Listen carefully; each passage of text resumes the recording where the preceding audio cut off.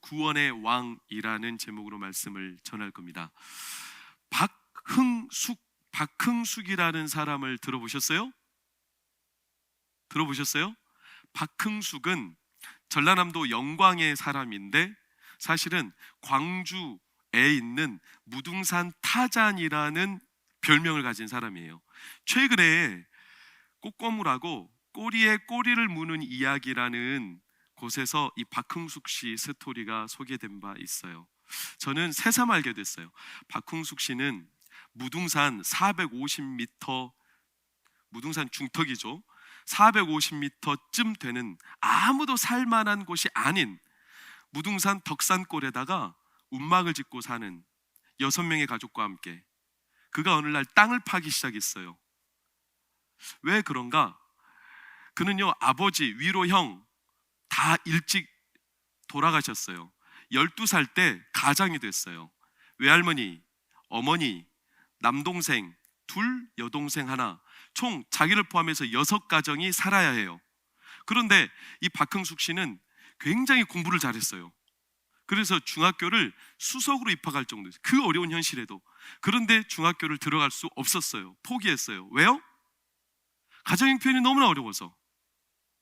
그래서 1971년도에 광주에 있는 철공소에 12살의 나이, 13살의 나이로 취직을 했어요. 그 6식구를 먹여 살리기 위해. 근데 학비도 없는 사람이 무슨 집이 있겠어요? 그러니 광주에 올라왔는데 갈 곳이 없으니까 광주 무등산 450m 덕산골, 거기에다가 가로 세로 3m짜리 움막을 짓고 살았어요. 집이 없죠? 자기가 지었어요. 가로 세로 3m시면 몇 평이나 됩니까? 한 4평 됩니까? 거기에 방 한 칸, 부엌 하나 만들어서 6식구가 모여서 앉으면 무릎이 따닥따닥 붙어요. 그래도 같이 사는 즐거움이 있었어요. 그렇게 수년을 살았어요. 공부를 잘했습니다. 중학교, 고등학교, 검정고시 다 통과했습니다. 하루에 20시간씩 공부를 했대요. 왜? 자기 가족 가난에서 벗어나게 해주고 싶어서. 그리고 자기도 꼭 이 나라의 어려운 사람들을 도와주고 싶어서. 무엇보다 국가에 뭔가 자기가 보탬이 되고 싶은 마음에 법조인이 되고 싶었어요. 검사, 변호사. 그런데 1977년 4월 20일이 사건이 발생했어요. 1977년 제가 태어난 해입니다. 근데 그 해 광주에는요 2가지 큰 행사가 있었어요. 첫 번째, 무등산이 도립공원으로 지정이 됐어요. 두 번째, 광주의 전국체전이 개최가 돼요. 도립공원으로 지정이 되니까 이제 케이블카를 만들어요. 근데 케이블카를 타고 올라가면 바로 밑에 뭐가 보여요? 움막이 보이는 거예요. 움막. 박흥숙 씨 집 외에도 20여 채의 움막들이 있어요. 근데 사람들이 볼 때 얼마나 흉해요? 아름다워요? 흉해요. 너무 흉해요. 그러니 광주 구청 도시건축과, 조금 쉽게 말하면 뭐라고 하죠? 철거반들이 이걸 철거해야 되는 위기 상황이 발생했어요. 게다가 그해 광주에서 전국체전에 누가 순시를 오시느냐? 그 유명한 박정희 대통령이 순시를 와요. 박정희 대통령은 일화에 따르면 이 헬리콥터 시차를 즐겼다고 그래요. 근데 헬리콥터를 타고 광주 무등산을 이렇게 떠가면 아래 뭐가 보여요? 움막이 보이겠죠. 그럼 박정희 대통령이 미관에 찌푸리는 건 싫어해요. 에이, 저거 뭐야? 한마디 해버리면 움막은 이제 당장 날아갑니다. 그러니 철거반에서 몇 차례 경고를 했어요. 치워라. 네, 치우겠습니다. 해도 이게 뭐 갈 데가 있습니까? 그러면서 계속 압박을 가하니까 도대체 우리 같은 사람은 어디로 가라는 겁니까? 그랬더니 철거반들이 지나가는 말로 땅 밑으로 들어가. 그래서 땅을 파기 시작한 거예요. 땅 밑으로 들어가려고. 근데 혼자서 어떻게 그걸 팝니까? 땅을 한참 파고 있어요. 그런데 드디어 철거반이 이제 기다리지 못하여 철거하는 날이 됐어요. 그게 1977년 4월 20일이에요. 철거반이 쇠망치를 들고 광주로 무등산으로 올라갑니다. 그리고 집을 때려 부수기 시작합니다. 박흥숙은 차분하게 짐을 쌉니다.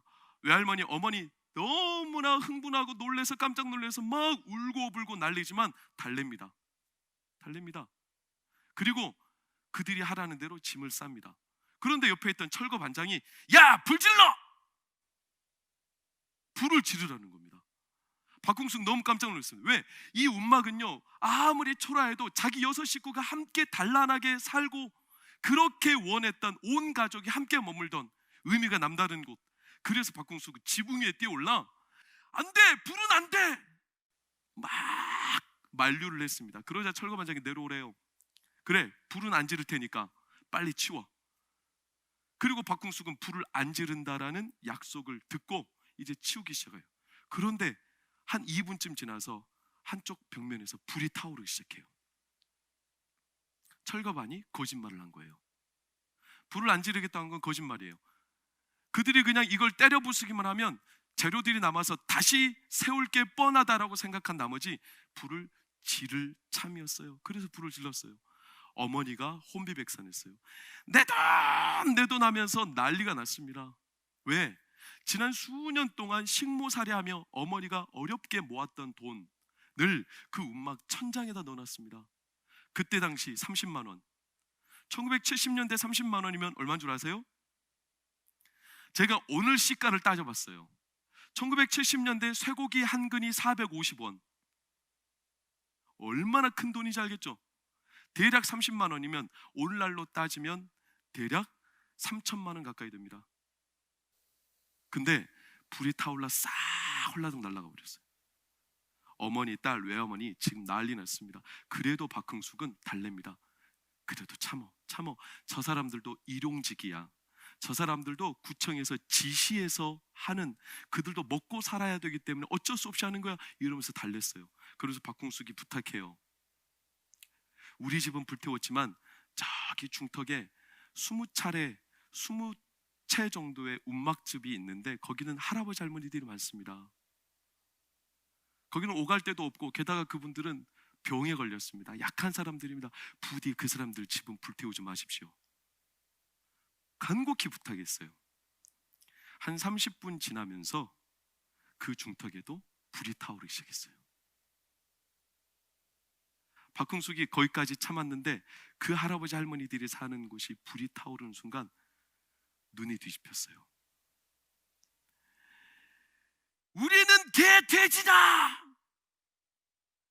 어찌 이 나라의 국민인, 이 나라가 보호해야 될 국민을 개돼지만도 취급을 안 하냐?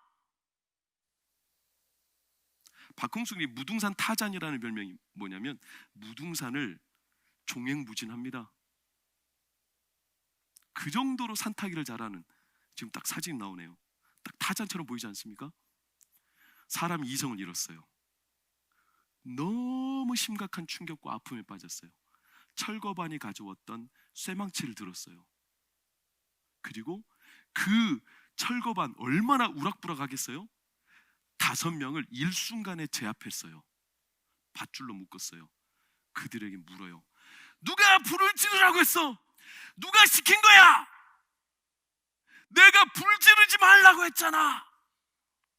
그러자 일철거분들도 흥분해가지고 누가 시켰든 뭐든 우리가 빨리 철거하라고 했잖아, 이렇게 싸움이 나면서 박흥숙이 결국 흥분을 못 참고요, 그 현장에서 쇠망치로 4명을 죽입니다. 참 끔찍한 사건이 그때 발생했어요. 그리고 박흥숙은 나중에 자수하러 왔습니다. 누구도 박흥숙을 책임져 주려 하지 않습니다. 그때 당시 기사들이 어떻게 썼는 줄 알아요?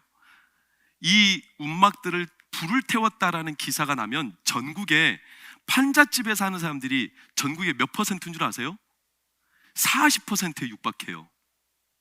이 사람들의 폭동이 일어날 걸 두려워한 나머지 기사가 완전히 거짓말로 박흥숙은 광주에 몇 채의 집이 있으면서 자기가 거기서 왕노릇 하려고 왕으로 군림한 채 사람들을 사이비적으로 모아가지고 그 5명의 용역 철거반들을 제압해서 죽였다, 살인마로 기사가 가장되어 나가버린 거예요. 그런데도 누구도 박흥숙을 책임져 주지 못했어요. 그리고 그에게 사형 선고가 떨어졌어요. 3년 뒤 1980년 12월 24일, 바로 어제, 지금으로부터 딱 40년 전 그는 형장의 이슬로 사라졌어요. 그때 당시 이 돼지 움막 같은 곳에서 집 없어, 머리 누울 곳 없어, 책임져 주지 못한 채 살아가는 백성들이 우리 한국에 많았어요. 서울만 해도 그래요. 전농동, 상계동 이런 데 다 판자촌이었어요. 올림픽 한다고요? 그 사람들 땅 밑에 땅굴 파고 살았어요. 국가는, 국민은, 대통령은 그들을 보이지 않기를 바랬어요. 참 가슴 아픈, 불과 40년밖에 안 된, 책임져 줄 사람이 없다는 것은 되게 가슴 아픈 일입니다. 왕이 없다는 것은 되게 가슴 아픈 일이에요. 그래서 성경은 왕이 없고 보호자가 없는 것을 유리하는 백성 그래요. 유리하는 백성. 이리저리 떠밀리고 떠밀려 결국에는 사라져버리는 존재들. 얼마나 비참한지 몰라요. 사랑하는 성도님들, 그런 면에서 박흥숙 일가는 성탄절이 기쁘겠습니까? 꼭 기쁘지만은 않을 거예요. 왜냐? 박흥숙은 40년 전 12월 24일 날 억울한 누명으로 그는 죽임을 당했거든요. 아무도 책임져 주지 않았거든요. 성탄절은 그래서 우리에게 한편 기쁘지만 또 한편은 참 슬픔도 많아요. 왜? 마태복음 2장에도 등장하지 않습니까? 예레미야 선지자 예언을 빗대어서 라마에서 크게 울며 통곡하는 소리가 있어 이르되 라헬에게 자식이 없도다. 그 당시 헤롯 왕의 이 광기로 인해 2살 아래 배기 아이들은 학살당했습니다. 누구도 그들을 책임져 주지 않았습니다. 책임져 주지 못한다는 건 굉장히 가슴 아픈 이야기예요. 요즘 성탄 시즌이 되면 TV 보세요. TV 보면 제일 많이 뜨는 공영방송이 뭔 줄 아십니까? 놀랍게도 Child of Save of Children, Good Neighbors, 기아 대책 이런 데가 제일 많이 뜹니다. 가정을 잃어버린 자녀들, 부모에게 버림받은 자녀들, 할머니하고 함께 살고 있는데 곰팡이가 쓸어버린 자녀들. 이 시즌만 되면요, 버림받은 사람들의 스토리가 그렇게 많이 등장해요. 아무도 책임져 주지 않는 사람들. 예수님이 이 땅에 오신 분명한 이유는 사망에 버려지고 아무도 책임져 주지 않는 자기 백성을 책임져 주시기 위해 오셨습니다. 이 한 가지 사실만 기억하셔도 우리는 성탄의 감격과 감사와 기쁨을 잊을 수 없을 겁니다. 자기 백성을 책임져 주려고. 성탄절이 예수님이 나심만 생각한다면 절반짜리 기쁨이에요. 예수님을 제가 오늘은 구원의 왕으로 소개했어요. 무엇로부터 구원입니까? 아까 아이들이 잘 암송하더라고요. 마태복음 1장 21절 뭐라고 나와요? 그가 아들을 낳으리니 이름을 예수라 하라. 그는 자기 백성을 그들의 뭐에서? 죄에서 구원, 죄에서 책임질 자. 좀 더 나아가면 죄의 삭슨 뭐죠? 사망, 죽음으로부터 그들을 책임질 자. 그분이 누구? 예수 그리스도. 그래서 이 땅에 오신 거예요. 오해하시면 안 됩니다. 기근을 없애기 위해, 가난을 없애기 위해, 우리의 고통과 아픔을 없애기 위해, 소원을 들어주기 위해 오신 것은 아닙니다. 그것은 예수님이 오시고 난 뒤에 결과적으로 따라오는 일들이지, 예수님이 이 땅에 오신 가장 뚜렷한 우리가 잊지 말아야 될 선명한 목적은 뭐냐? 죽음에서 책임져 주시기 위해. 아멘? 죽음에서 책임지시기 위해. 버려진 사람들, 아무도 돌보지 않는 사람들, 이런 거 있어요. 요리할 때 설탕이 없으면 뭐 다른 걸로 대체할 수 있어요. 그런데 요리할 때 이게 없으면 안 되는 거 뭡니까? 뭡니까? 소금은 절대로 없으면 안 돼요. 요리할 때 소금을 대신할 게 없어요. 예수님도 마찬가지예요. 예수님이 우리의 아픔, 소원 해결해 주십니다. 그러나 그것만 가지고 예수님의 오심을 우리가 생각해서는 안 돼요. 예수님에게 빠지지 말아야 될 게 뭐냐면, 예수님은 죽음을 해결하러 오셨어요. 이걸 빠지고 우리가 다른 것부터 생각하면 우리는 비참해져요. 비참해져요. 근데 사람들이 죽음을 해결하러 오신 예수님을 너무 빨리 지나가 버려요. 그리고 다 자기 기대와 자기 소원에 너무 빨리 마음을 쏟아요. 성경에서 예수님 말하셨어요. 너희가 나도 성경도 오해하였도다. 오해하는 그리스도인들, 오해하는 성도들이 많아요. 예수님은요, 이 땅에 오신 가장 놓치지 말아야 될 선명한 이유가 우리 안에 죽음을 해결하러 오셨습니다. 사람들이요, 근데 이 죽음의 해결을 많이 빨리빨리 지나가 버리고요, 자기 기대에 빠지다 보니까 예수님을 처음에는 환호해요. 환호하다가 자기 기대에서 벗어나니까 점점 예수님을 싫어하고 배척하기 시작하죠. 심지어 예수님이 이 땅에 왕으로 오셨는데 왕인 걸 부정하죠, 부인하죠. 그래서 예수님을 조롱하듯이, 왕은 왕이지만 실패한 왕, 그래서 실패의 왕자 어디에다 매달아 버려요? 십자가에 매달아 버려요. 실패한 거라는 거예요, 그 왕은. 그래서 십자가 위에 명패를 하나 달아줬어요. 유대인의 왕. 그런데 그 앞에 하나 더 덧붙이래요. 뭔 줄 아세요? 자칭 유대인의 왕이라고 써라. 자칭, 이게 무슨 말입니까? 자기가 스스로 유대인 왕이라고 한 거지, 우리는 그를 유대인의 왕이라고 인정한 적이 없다라는 뜻 아닙니까? 사람들은요, 자기 기대에 너무 빨리 빠져요. 그러면서 핑계가 되는 게 뭐냐면, 메시아가, 하나님의 아들 예수가 어떻게 약하게 죽을 수 있느냐는 거예요. 그러면 조롱하잖아요. 네가 만약 하나님의 아들이라면 십자가에서 내려와 봐라, 왕인 걸 증명해 봐라, 이렇게 조롱하잖아요. 그런데 우리는 잊어서는 안 돼요. 예수님은요, 뭐를 책임지러 오셨어요? 죽음을요. 잊지 마십시오. 뭐를 책임지러 오셨어요? 죽음에서 책임지러 오셨어요. 죽음으로 책임지러 오셨으면 뭐를 이겨야 해요? 죽음을 이겨야죠. 메시아가 어떻게 죽을 수 있느냐? 아니요, 그건 잘 모르는 이야기예요. 죽음을 책임지려면 죽음을 먼저 경험해야죠. 그래야 책임질 수 있죠. 죽음을 경험해야, 이분이 진짜 죽음을 정복하러 오신 왕이구나, 그래서 증명이 되는 거죠. 근데 사람들이요, 예수님이 그렇게 죽음을 이기러 오신 왕인 걸 잊고 살아요. 심지어 베드로도 잊었어요. 베드로도 예수님이 십자가에 죽으시라는 예고를 하자, 아닙니다, 그렇게 안 될 겁니다, 예수님 앞에 서가지고 만류하지 않습니까? 베드로조차도 예수님을 오해하고 있었음을 우리는 봐요. 사랑하는 성도님들, 예수님이 성도님들의 뭘 책임져 주시기를 원하십니까? 많은 것들이 있겠죠. 그러나 우리는요, 분명한 한 가지를 놓아버리면 다른 것들은 비참함에 빠지기 쉬워요. 성적, 자녀들의 성적, 그 책임져 주기를 원하세요? 아니면 나의 어떤 사회적인 입지나 사회적인 상황이 좋아지기를, 그걸 책임져 주기를 바라세요? 그럴 수도 있습니다. 돈을 책임져 주기를 바라세요? 그럴 수도 있습니다. 그러나 생각해 보세요. 성적을 책임져 주는 거 예수님 아니라도 세상 사람들, 학원이나 수많은 훌륭한 선생님들이 책임져 달라고 의뢰하지 않습니까? 꼭 예수님 아니어도 책임져 줄 사람 많다고 사람들 말하지 않습니까? 돈도 재테크하고 또는 돈 투자하고, 그렇게 사람들이 돈을 책임받고 싶어서 의지하는 대상이 많지 않습니까? 성도님들의 뭐를 예수님이 책임져 주셨으면 좋겠어요? 만약에 예수님이 그런 것들을 책임져 주러 오셨다면 예수님은 돈을 위해서 오셨을 거예요.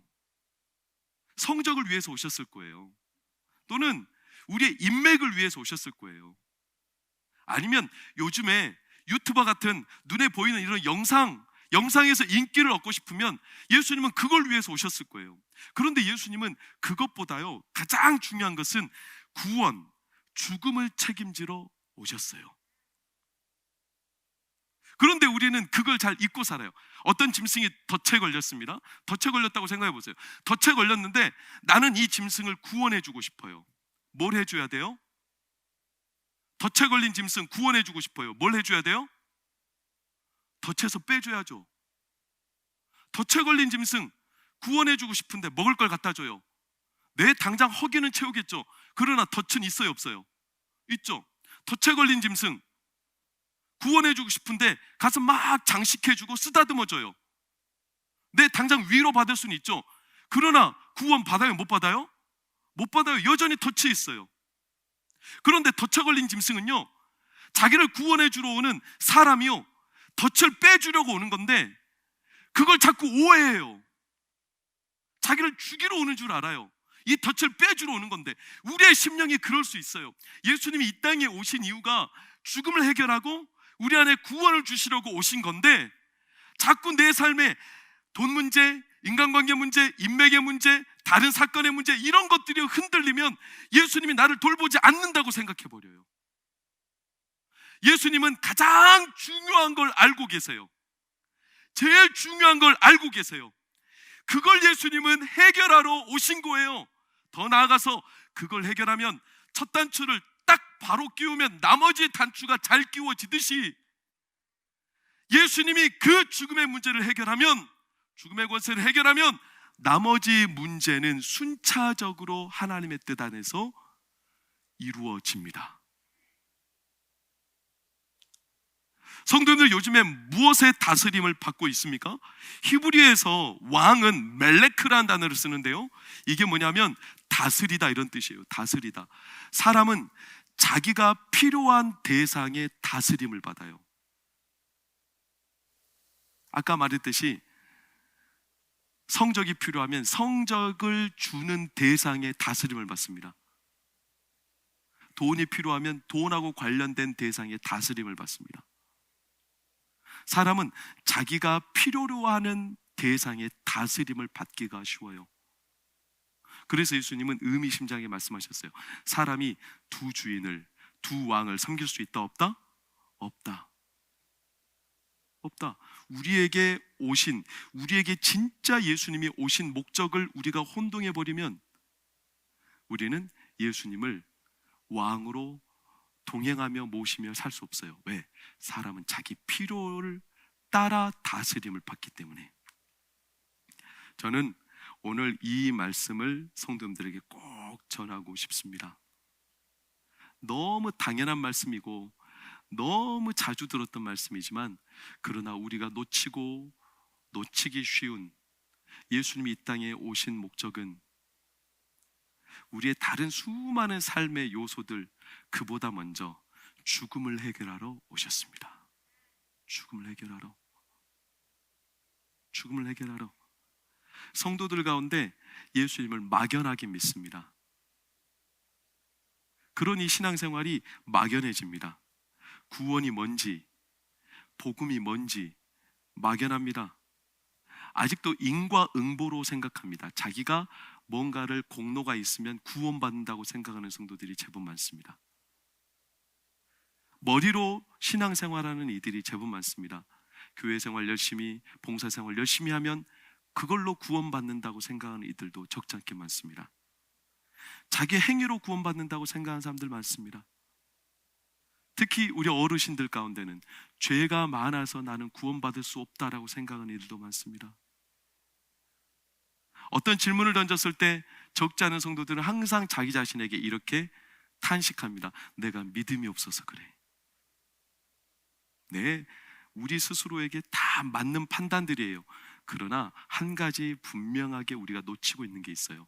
머리로, 내 행위로, 인과응보로 내가 믿음이 부족해서, 내가 하나님 앞에 죄가 많아서 그래서 구원을 놓치는 게 아니라, 또는 그게 채워져서 구원을 얻는 게 아니라, 구원은 죽음에서 우리를 책임지시는 그 이유는 예수님이 우리 때문에 오셨기 때문입니다.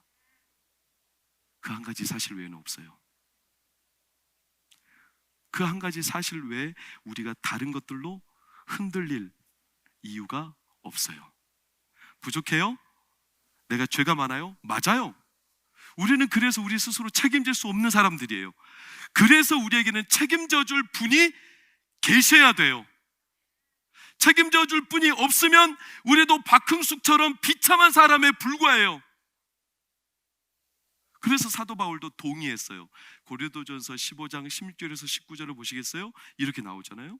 만일 죽은 자가 다시 살아나는 일이 없으면 그리스도도 다시 살아나신 일이 없었을 터이요, 그리스도께서 다시 살아나신 일이 없으면 너희의 믿음도 헛되고 너희가 여전히 죄 가운데 있을 것이요, 또한 그리스도 안에서 잠자는 자도 망하였으리니 만일 그리스도 안에서 우리가 바라는 것이 다만 이 세상의 삶뿐이면 모든 사람 가운데 우리가 더욱 불쌍한 자이리라. 우리를 책임져 주는 이가 없다면 우리는 불쌍한 자에 불과한데, 그러나 그 다음 구절 때문에 우리에게 소망인 거예요. 소망.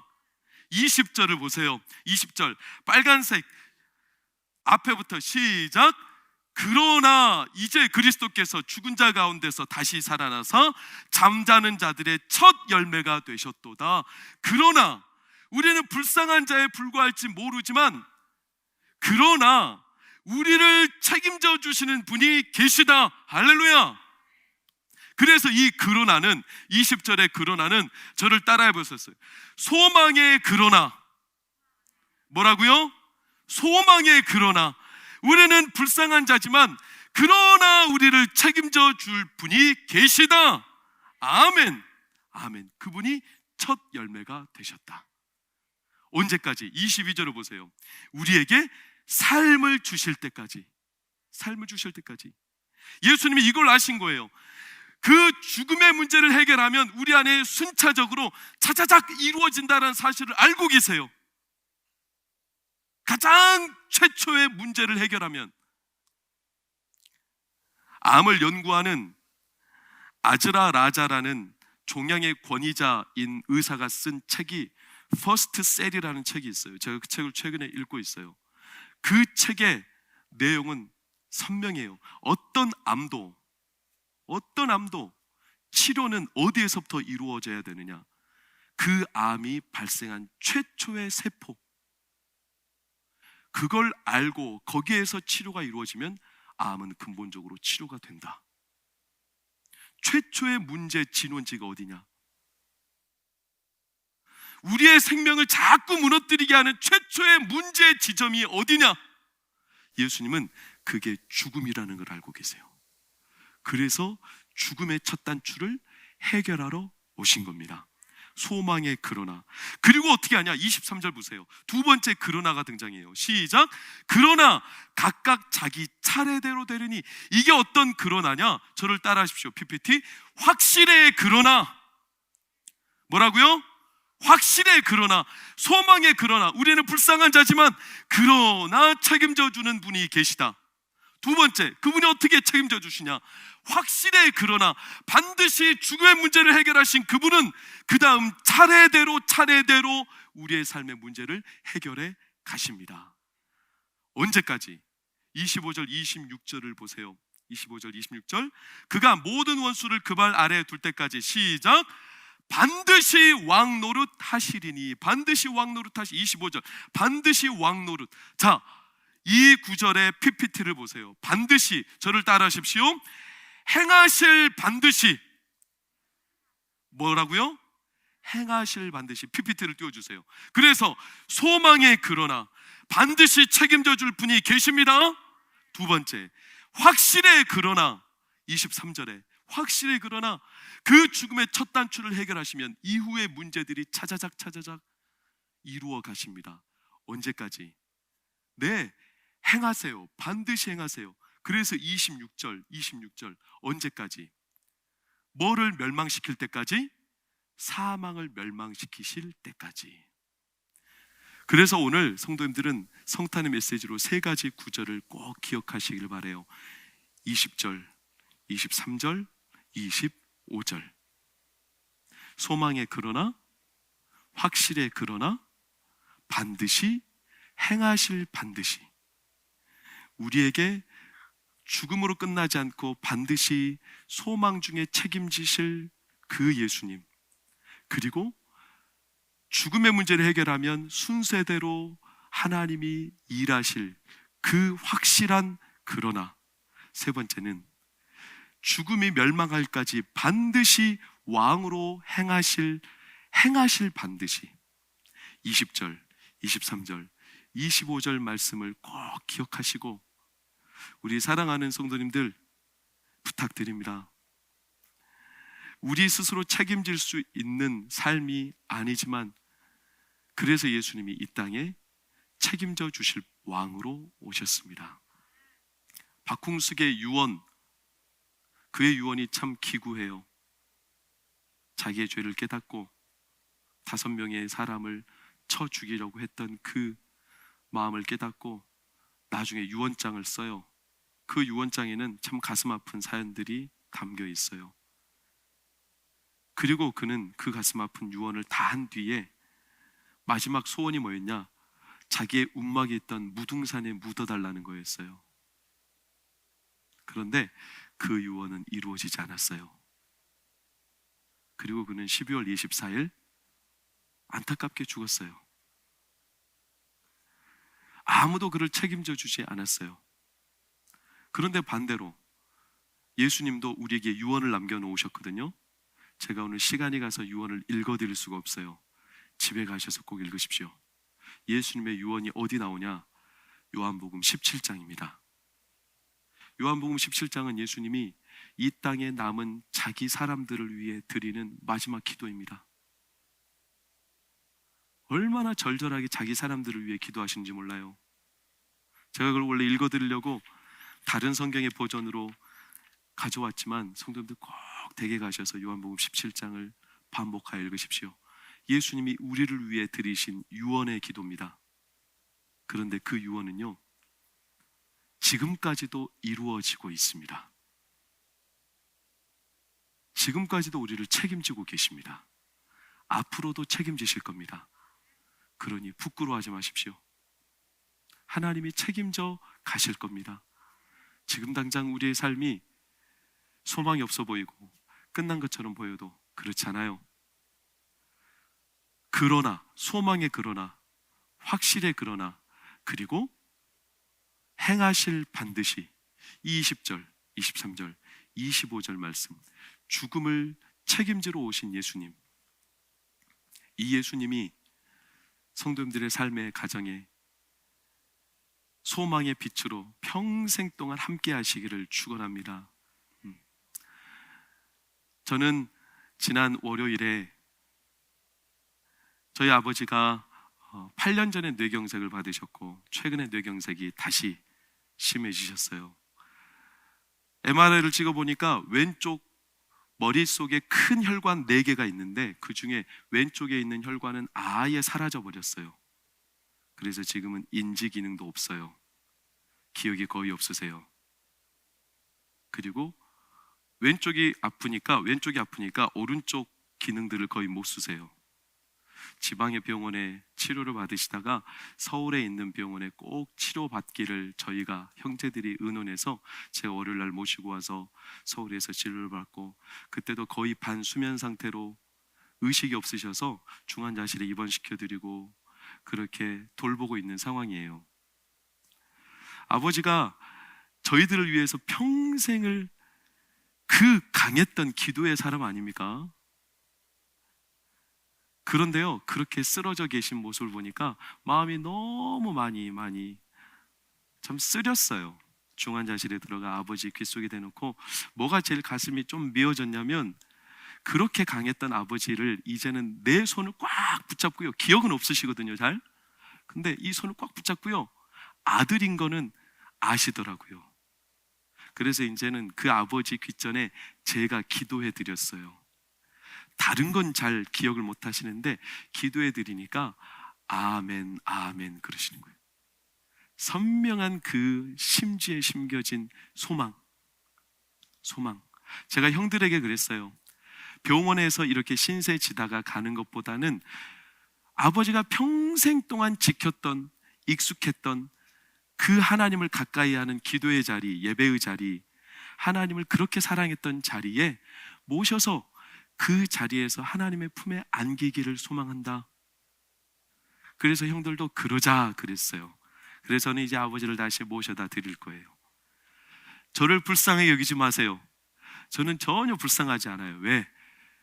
죽음이 끝이 아니고 죽음을 반드시 그러나의 소망으로 책임지실 예수님이 계시기 때문에 우리는 불쌍하지 않아요. 우리 동광의 성도님들 가운데 연로하신 성도님들 생각이 많이 났어요. 축복합니다. 몸이 약해지고 기억력이 감퇴하고 치매 때문에 괴롭고 아파하는 성도님들 계세요. 제가 오늘 새벽에도 그 아픈 사연을 새벽 이른 아침에 전화로 기도하며 상담해 드렸어요.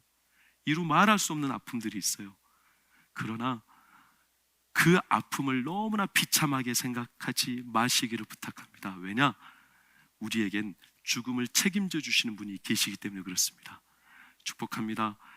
우리 동광의 성도님들, 특별히 연로하신 우리 어르신들, 기도하는 자리에 예배 드리시다가, 찬양하시다가, 하나님을 사랑하시다가 하나님 부르시는 그날 하나님께 안기기를 축복합니다. 하나님은 그렇게 책임지실 겁니다. 그 하나님의 소망, 오늘 이 성탄절을 통해 우리 모든 성도들이 풍성하게 가슴에 누리시기를 예수의 이름으로 축원합니다. 네, 기도하겠습니다. 하나님, 우리는 약합니다. 우리는 참 미련합니다. 우리는 책임질 수 없는 사람들입니다. 그런 우리를 위해서 구원의 왕으로 예수님이 오셨습니다. 책임지러 오셨습니다. 우리는 기억력도 몸도 마음도 감퇴하며 약해지지만 예수님은 그런 우리를 돌보고자 이 땅에 오셨습니다. 우리는 불쌍한 자들이 아닙니다. 그러나 첫 열매가 되신 예수님이 계시기 때문입니다. 그러나 그 죽음의 첫 단추를 이기시면 반드시 차례대로 순차적으로 이루실 확실한 왕이 계시기 때문입니다. 그분은 죽음을 이길 때까지 반드시 행하실 겁니다. 왕으로 행하실 겁니다. 우리 성도님들, 특별히 연로한 우리 성도님들, 가정에서, 삶의 여생에서 서글프고 외롭고 또는 천대받는 듯해 가슴이 상하고 어디도 의지할 곳 없고 지난날의 자신의 삶이 이렇게 끝나나 기구한 것처럼 느끼는 성도님들, 우리 어르신들이 있다면 하나님 위로하여 주옵소서. 그것으로 끝이 아니라 반드시 죽음 책임지시고 이후까지 인도하실 예수님, 우리 모든 동광의 어르신들, 성도님들 주 안에 그 소망 중에 새 힘과 기쁨을 얻는 여생이 되게 하여 주옵소서.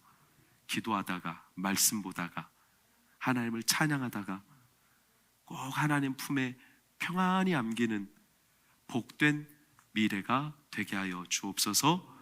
예수님 이름으로 기도합니다. 아멘.